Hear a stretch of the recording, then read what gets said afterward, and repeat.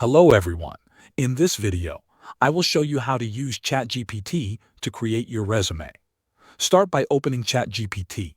In the chat box, type a clear request like, write a professional resume for a marketing manager with 5 years of experience. You can also include more details, such as your skills, achievements, and the type of company you want to apply to. The more specific you are, the better your results will be. ChatGPT will create a first draft for you. Read it carefully and make changes if needed.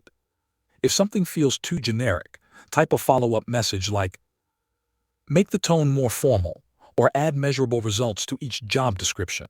ChatGPT will adjust the text for you instantly. Once your resume text looks good, copy it into a document editor such as Word or Google Docs. Choose a simple layout, check your grammar, and make sure your contact details are correct. To save the document, go to the top left and click on File. From the drop-down menu, click on Download and select PDF as the format. That is how you can use ChatGPT to write a resume. Thanks for watching.